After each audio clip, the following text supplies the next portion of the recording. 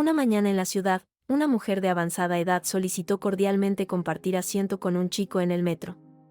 Este se resistió, se mofa de ella, le apretó la manzana y la empujó hacia la entrada.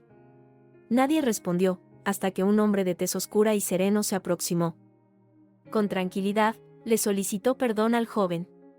Por otro lado, el joven se transformó en agresivo y lo agredió.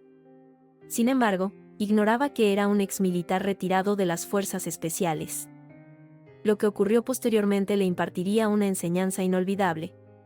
¿Qué acciones tomarías si presenciaras a alguien sufriendo acoso en un tren? Explícanos desde tu perspectiva y profundicemos. Se trataba de una de esas mañanas de lunes que parecían más agobiantes de lo que deberían. Cielo gris, bajo, similar a un techo que está a punto de caer. El aire estaba impregnado de niebla como un aliento de rancididad, y las calles se encontraban inundadas por la lluvia de anoche. La lección de mañana donde incluso Nueva York experimentaba un cansancio. El sexto tren retumbaba bajo la ciudad, su rugido de metal resonando en los túneles que habían sido deteriorados por millones de operaciones. En el vagón, no existía mucha gente, pero sí existía distancia. Individuos de pie o sentados aislados, un silencio que no era tranquilo, sino sofocante. Nadie estaba hablando.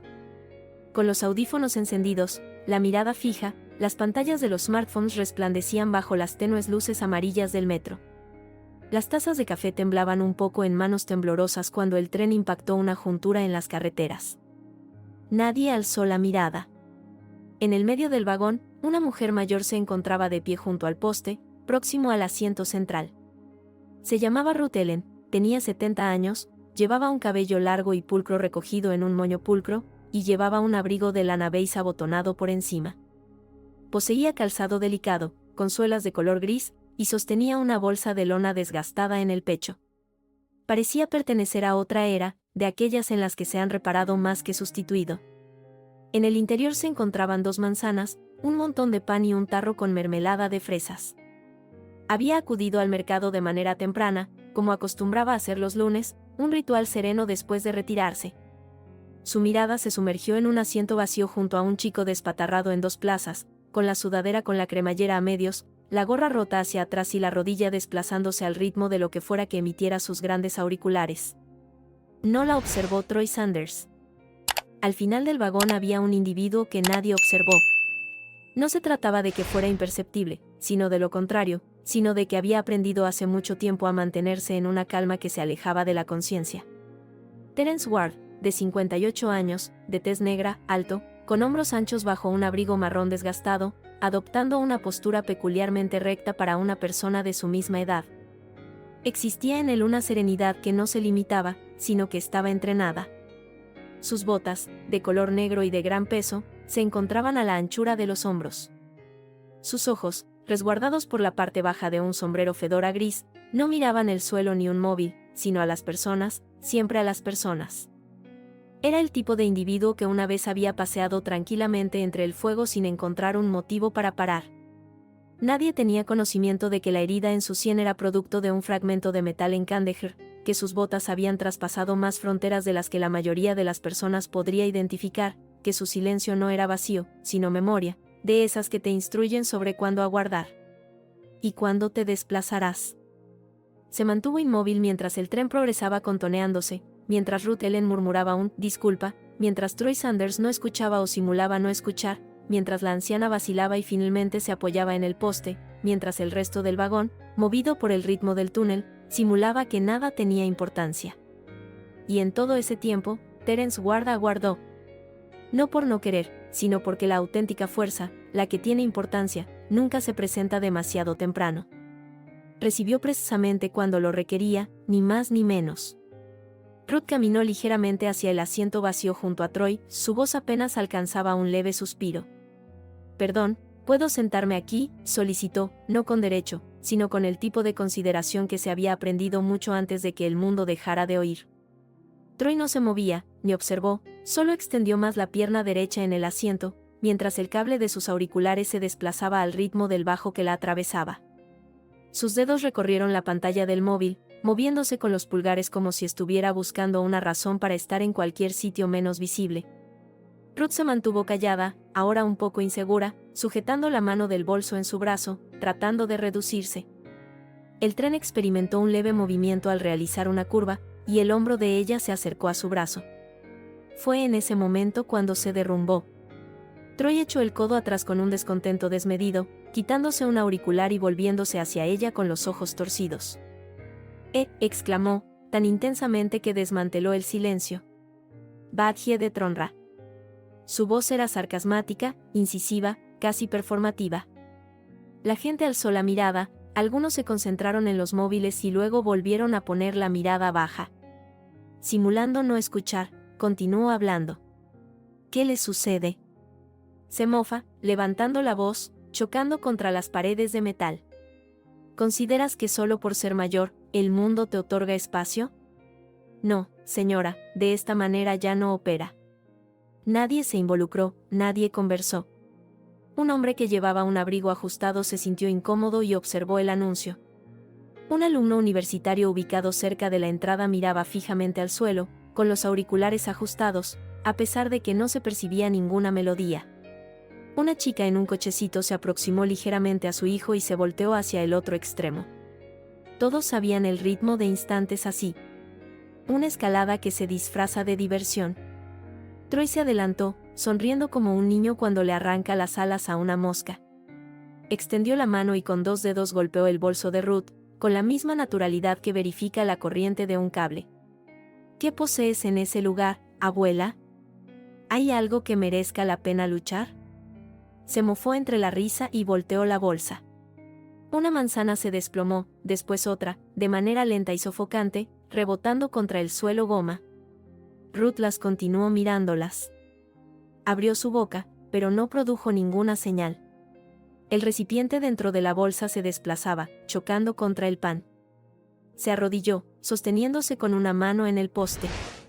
Sus articulaciones se ajustaban cuidadosamente, como si se tratase de cristal. Amplió su mano hacia la fruta, experimentando un leve temblor. Una de las manzanas se balanceó con el pie de Troy. No se trasladó. Por otro lado, con un gesto desmedido e intencional, elevó el talón y lo descendió. Crujiente. El ruido no fue potente, pero fue constante. La manzana se fragmentó debido a su peso, y el zumo se derramó por el suelo húmedo, infiltrando la mugre como sangre en el tejido. Ruth la observó detenidamente y posteriormente volvió a mirarlo. Las primeras veces que sus miradas se cruzaron. Troy levantó una ceja y agitó la cabeza como si fuera un depredador, algo cansado de la búsqueda. «Uy», exclamó, y sonrió. Obtuvo la segunda manzana. Troy se volteó y, con un codazo veloz, no un puñetazo, sino un empujón condescendiente, la impactó en el hombro. Perdió la estabilidad, se desplomó hacia un costado y chocó contra la puerta del metro con un impacto metálico ruidoso. Se quedó sin respiración. Por un momento, el tren no se desplazaba. En un momento, nadie más lo realizó. El vehículo permaneció inmóvil, pero no vacío, lleno de algo más frío, más asfixiante, ese silencio que te oprime desde el interior, el que asegura que lo viste y no actuaste. Al final del vehículo, un individuo modificó su posición. Hasta aquel momento, no se había desplazado, ni cuando fue objeto del primer ofensa, ni cuando le apretaron la manzana, ni incluso cuando Ruth golpeó la puerta. Sin embargo, algo había evolucionado en el aire y Terence Ward lo detectó. Ya no era simplemente silencio el silencio. Era un vacío, y todos los ocupantes del vehículo retenían la respiración, a la espera de descubrir qué lo llenaba. Terence progresó, paulatina y deliberadamente, sin ostentación ni publicidad. Sus botas resonaron, suaves pero firmes, contra el suelo al cruzarse con el hombre de la chaqueta, la chica con los auriculares y el estudiante que todavía intentaba leer. Todos lo percibieron. No poseía un cuerpo musculoso como los culturistas. Era robusto al igual que los árboles antiguos, moldeados por el tiempo, todavía con raíces. Su abrigo estaba justo lo bastante desplegado para exhibir la forma de una figura que no había madurado con el paso del tiempo. Su mirada era constante, profunda, sin enfado ni descontrol, simplemente presencial. Se comportaba con una autoridad que forzaba a las personas a modificar su posición sin reflexionar. Ruth trataba de entrar, sosteniendo con una mano el poste que había dejado detrás. Su bolso se encontraba arrugado cerca de la entrada, y el recipiente roto de conserva se filtraba rojo por las uniones del piso. Respiraba de manera entrecortada, no por sufrimiento, sino por vergüenza. Público, inmerecido y desolador en silencio. Troy ya había regresado a su móvil como si todo le fuera insoportable. Terence permaneció a 2 metros de distancia. El tren se detuvo delicadamente en una curva, pero él permaneció inmóvil, como si la gravedad se inclinara hacia él. «Cógelo», contestó. Troy parpadeó, alzó la vista, quedó perplejo por un momento, y después se divirtió. «¿Qué?», preguntó, sonriendo como si fuera una broma que le habían invitado a compartir. Terence no hizo un sonido.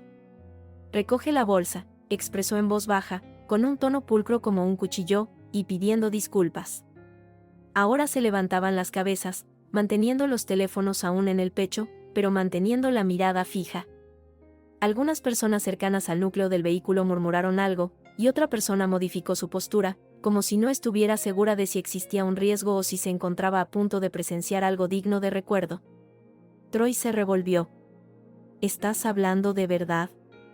Se volteó y se recostó, con los brazos desplegados a lo largo del banco. «¿Eres su esposo o algo similar? Amigo, ¿por qué no regresas a donde te encontraste y permites que el metro se ocupe por sí mismo?». Terence ni siquiera respiró ni se desplazó. Repitió, no aumentó su altura, no se hizo más duro, simplemente más claro, más profundo. «Responde». Entonces comenzaron a desaparecer las sonrisas burlonas. No por el tono de Terence, sino por su posición, por la manera en que se desplazaba el espacio en su entorno. No estaba simulando, no estaba levantando el pecho, simplemente estaba presente, como si el instante fuera su propio y todos los demás fueran invitados. Troy se mofa entre sí, pero no era insensato. «Tranquilo, tío, no le debo nada a ninguna persona. Esta anciana me impactó, me devastó el espacio, ¿y ahora deseas convertirte en el odioso sheriff?». Se deslizó del banco y se puso más de pie, tratando de retomar el control. «Tienes que sentarte antes de desplomarte, anciano», afirmó, con una sonrisa más larga, pero más tenue en los extremos. Terence ladeó levemente la cabeza, justo para que el gesto pareciera antiguo y pesado. «Ya has recibido tu alerta». Esta fue toda su declaración, nada más. Nadie se movía, nadie se rió. El tren nuevamente se desplomó. En lo alto, las luces una vez parpadearon, se disminuyeron y después volvieron. El vehículo parecía más reducido, más compacto, como si el aire mismo estuviera enfocándose. Troy se mofa, con los labios desafiantes, pero algo detrás de sus ojos hizo que parpadearan, solo por un instante. Había estado a la espera de una respuesta, quizás una reprimenda, quizás algún anciano enfadado que pudiera reír y transformar en un relato. Lo que no anticipaba era la tranquilidad, el dominio y la manera en que este desconocido lo observaba, no por temor o ira, sino por una especie de seguridad inalterable que no podía ser perturbada ni movida, lo perturbó más que cualquier puñetazo. A pesar de todo, el orgullo representa un peligro, especialmente cuando se combina con la juventud y la audiencia. Se mofa más intensamente, simulando seguridad, alimentando la tensión que ya no podía manejar. «¿Estás hablando en serio? ¿Cómo? ¿Consideras que me pedirás perdón con ese rostro de anciano?», preguntó, indicando las botas de Terence, su abrigo, su sombrero, como si estuviera designando elementos de un atuendo. «¿Qué representas, un tipo de vaquero?». Terence no expresó su opinión. No asintió ni hizo un gesto. Solo me observó detenidamente, y era esa mirada que detuvía el tiempo. La que te comunicaba que no era una evasión, sino una alerta. Ruth se encontraba nuevamente de pie tras Terence, con una mano todavía sujeta al poste para mantener su estabilidad, y la otra sosteniendo lo que quedaba de su bolso, con la tela rasgada y el contenido disperso. Poseía un rostro pálido, pero con los ojos ampliamente abiertos, apoyados en la espalda de Terence como un faro que se atraía hacia la costa. Troy se desplazó, de pronto necesitando desplazarse para aliviar el peso que le presionaba el pecho. Se levantó, tomó la bolsa del suelo con un aplomo desmedido, la elevó como si fuera un premio, miró a Terence directamente y la dejó caer. Se quebró el frasco con un crujido húmedo. La mermelada fluyó como la sangre de una herida lenta, combinándose con los residuos de la manzana troceada. No fue un sonido potente, pero resonó. La mirada de Terence permaneció inalterable, pero su voz volvió a resonar, delicada como el humo en las brasas. Era tu último chance. Troy tenía dudas. Algo en él deseaba moverse. Su cuerpo comenzó a moverse, casi de manera involuntaria, como si su lado más sabiduría finalmente hubiese tomado medidas. Sin embargo, justo en medio del giro, se detuvo. Porque el orgullo no cede, especialmente cuando los ojos de un vagón de metro en silencio observan. Y lo que podría haber concluido allí, lo que podría haber sido simplemente otro instante incómodo en el metro, se convirtió en algo totalmente diferente. Troy se giró, con la mandíbula tensa y el pecho encogiéndose. No, murmuró en voz baja, y después más pronunciado. No, no puedes marcharte creyendo que me asustaste. Ahora su voz era distinta, más baja, más pesada, con un sabor amargo de vergüenza. Se aproximó a Terence, con los hombros abiertos y los puños firmes a los costados. Ruth quedó sin respiración. Alguien situado en el medio del vehículo levantó el teléfono con dedos temblorosos, ya estaba grabando. Nadie se expresó, nadie tomó parte. Todos solo observaron cómo el momento se prolongaba como un hilo, aguardando su ruptura. Y Troy, al igual que muchos otros que mezclan el silencio con la debilidad, confundió la tranquilidad con la obediencia. Se propulsó hacia adelante, con un fulgor de enfado. Pero desconocía en qué se involucraba. No comprendía que el individuo que tenía frente a él había sido capacitado para responder con más agilidad que el pensamiento, que esa apatía no estaba vinculada al temor, sino a la exactitud. No lo descubrió hasta que ya era muy tarde. Troy se abalanzó, atrevido y cruel, con los puños apretados y avanzando con un ímpetu que surgió de la humillación, no de la certeza. Sin embargo, Terence no se alteró. No se puso listo. Incluso no firmó la mandíbula. Se desplazaba, no de manera agresiva, sino con rapidez. Retrocedió medio paso, modificó su peso y justo cuando el cuerpo de Troy se abalanzaba sobre él, Terence giró, alzando el brazo izquierdo, canalizando la fuerza como un torrente que transforma un río. El fervor de Troy lo desbarató. Sus hombros se alargaron, perdiendo la estabilidad, y antes de que pudiera rectificar, Terence le sujetó la muñeca con una sujeción que no requirió aplastar. Solo se detuvo. El cuerpo de Troy se balanceó, sus piernas trataron de continuar, pero Terence ya lo estaba alejando del núcleo, desviando la energía hacia el lado inferior. Fue limpio, exacto, y cuando las rodillas de Troy se fracturaron, no fue por dolor. Fue debido a que su cuerpo no tenía destino. Se impactó contra un banco con la gracia de una bolsa de lona al desplomarse, paralizado y parpadeando como si no comprendiera lo que justo había sucedido. El vehículo se encontraba en un silencio de muerte. Existían varios teléfonos colgando, no con el propósito de provocar ni de explotar, sino como si aquellos que se encontraban detrás de las pantallas supieran que estaban observando algo que deseaban rememorar. No por la exhibición, sino por el instante en que alguien al final se levantaba y no se desvanecía en el acto. Troy se recostó, teniendo problemas para respirar, pero su mirada ya no era luminosa. Era precisa, calculadora. Por un instante breve, parecía que ya era momento, que el instante había alcanzado su pico y que su ego se había desmoronado bajo la carga de la realidad.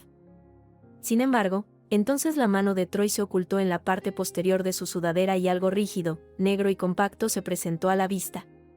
Un bastón de plástico corto, reforzado, de los que se deslizan con facilidad dentro de un abrigo pero que pueden fracturar un hueso si se blanden adecuadamente. Se levantó, dificultosamente respirando y apretando la mandíbula. A ver si puedes esquivar esto, viejo, espetó con voz ronca, tratando de recuperar lo que ya había deshecho. El bastón se elevó en una forma de arco cerrado. Sin embargo, Terence había presenciado esta pieza 100 veces en 100 ciudades, en idiomas distintos, pero siempre manifestaban la misma violencia. Mientras el bastón se inclinaba hacia abajo, Terence se desplazaba, de manera equitativa. Un movimiento diagonal a la derecha, delicado, como una transición entre las respiraciones. Elevó el codo izquierdo, captó el impacto en la mitad de la curva, absorbiendo el impacto, no con fuerza, sino con su posición. Su mano derecha se desplazaba de forma abrupta, no rápida, pero exacta, sosteniendo la muñeca de Troy justo por encima de la articulación. Sin desplazar, sin voltear, sin bloquear. Entonces, al igual que el agua que retoma su forma, Terence giró, bajó las caderas y mantuvo la columna recta. El movimiento no fue exhibicionista, no fue violento. Sin embargo, concluyó con Troy boca abajo, con una rodilla impactando el suelo metálico y el bastón saliendo de su alcance. El ruido del plástico que chocaba con el acero resonó como un indicativo de punto. Troy gimió, con la respiración torcida, asediado por la confianza.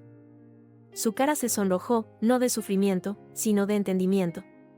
Se encontró con algo mucho más antiguo y comprendió que su ira era evidente. El tren abarcó toda la respiración. Incluso las ruedas en los pies parecieron detenerse, el ronrón del túnel se sintió atenuado por la serenidad interna. Nadie juró, nadie se desplazaba. Y desde un sitio cercano al medio del vagón, un chico con capucha murmuraba lo suficientemente alto como para que el silencio lo absorbiera completamente. Incluso no lo impactó. Un individuo próximo a la puerta repetía, como si estuviera confesando. No necesitaba hacerlo. Troy se mantuvo de rodillas, con el pecho ascendiendo y descendiendo, y por un momento, no tuvo más que expresar. Terence lo abandonó paulatinamente, no por veneración, sino por elección personal. El bastón se encontraba abandonado en el suelo, resplandeciendo bajo las luces del techo mientras el tren continuaba su trayecto con ruido. Troy no lo pudo lograr. No conversó. Se mantuvo ahí, arrodillado, con la respiración interrumpida y el fuego de sus ojos disminuido a polvo. Alrededor de él, el vagón del metro se mantenía inmóvil en ese peculiar silencio, ese que no se produce después de la violencia, sino después de la verdad. Terence lo miraba, sin intimidarlo, sin mostrarse arrogante, sino sentado, como una montaña, robusta, inmóvil. Se volteó sin pronunciar palabra, sin ponerse de pie, sin aguardar aplausos. No existiría ningún otro. Ese no era la clase de instante. Caminó hacia Ruth, que todavía mantenía su bolso roto, con los dedos sujetados a la correa, como si fuera lo único que la sujetaba en ese instante. Sus ojos resplandecieron, pero no había soltado ni un suspiro. Ni frente a ellos, ni en ese lugar. Terence se levantó y recolectó los restos dispersos, una manzana despedazada, el recipiente de mermelada roto, la bolsa fracturada. Retiró el polvo de lo que pudo con un paño de su bolsillo, como si el acto en sí fuera más relevante que el desenlace. Lo volvió a guardar en el bolso y se lo presentó con ambas manos. Ella lo tomó cautelosamente, asintiendo en una ocasión, con los labios temblorosos pero en silencio. Terence no se expresó. No le necesitaba. Se giró y comenzó a andar, pasando por el hombre con la chaqueta que ahora lo observaba con los ojos abiertos, por la chica que había dejado de grabar pero sostenía el móvil en la mano como si todavía estuviese respirando, por la madre con el cochecito que ahora levantaba la mirada, sin temor, pero cambiada. El tren comenzó a disminuir su velocidad, chocando contra las carreteras al aproximarse a la calle 59. El crujido de una voz robótica anunció la estación. Las puertas silbaron, pero ningún individuo se desplazaba. Terence no se volteó. Se encaminó hacia las puertas que se abrieron con la misma tranquilidad que había mantenido desde el inicio. Un chico, aproximadamente de 12 años, le murmulló a su madre. ¿Quién era aquel individuo? Su madre no dio una respuesta inmediata. Continuaba observándolo caminar, todavía con la memoria de lo que acababa de ocurrir. Finalmente, dijo, alguien que recuerda cómo levantarse. Terence se presentó en solitario al andén. Sus botas impactaron la franja amarilla con un impacto audible. Nadie lo mantuvo. Las puertas se mantuvieron abiertas por un momento más, como si el tren se resistiera a continuar sin él. Después, utilizando un crujido de metal y el tiempo, se cerraron. En el vagón, nadie conversó. No porque no existiera nada que expresar, sino porque lo que acababa de revelarse requeriría tiempo para ser entendido. Y todavía más en el olvido. En el tren, al distanciarse del andén, el silencio comenzó a desvanecerse. Ya no era agobiante, sino tranquilo, con la carga de la introspección. Los pasajeros se observaban de forma distinta, como si fueran los primeros. Troy se mantuvo ahí, aún de pie, con la mano sostenida en el banco, como si eso fuera lo único que lo mantenía firme. El bastón estaba a un paso, sin embargo, no lo agarró. Ya no se encontraban sus ojos en el suelo. Las puertas cerradas del metro, el lugar por el que Terence acababa de abandonar, observaban con atención, como si esperaran poder reajustar el instante y tomar una decisión distinta. No conversó sobre el resto del viaje. Cuando el tren alcanzó la próxima parada, se levantó, no por orgullo, sino por empeño. Recogió su orgullo desgarrado, lo puso bajo su brazo con el bastón inútil y se bajó del tren por sí mismo. Nadie lo continuó, nadie lo hizo llamar, y nadie desvió la mirada. Posteriormente ese mismo día, los videos empezaron a circular. No debido a la agresión, sino a la moderación. Por la manera en que un hombre había desactivado la furia con su presencia. Troy observó los videos repetidamente. Cada perspectiva, cada palabra, cada instante de silencio en el que había desafiado la gracia y había fallado. Al amanecer, todas sus cuentas en las redes sociales habían sido eliminadas. Durante la mañana, no abandonaba su vivienda. Y en el núcleo de su existencia, más allá de la postura defensiva, la vergüenza, el orgullo lastimado, algo diminuto, pausado e incómodo había comenzado a desarrollarse. Similar a la comprensión. Tal vez no sea aún el remordimiento, sino el sufrimiento inicial de las repercusiones. El que persiste, el que, si le duele bastante, algún día podría convertirse en transformación. Participa con nosotros para compartir relatos relevantes dando me gusta y suscribiéndote. Es importante activar la campana de alertas para iniciar el día con enseñanzas profundas y una empatía genuina.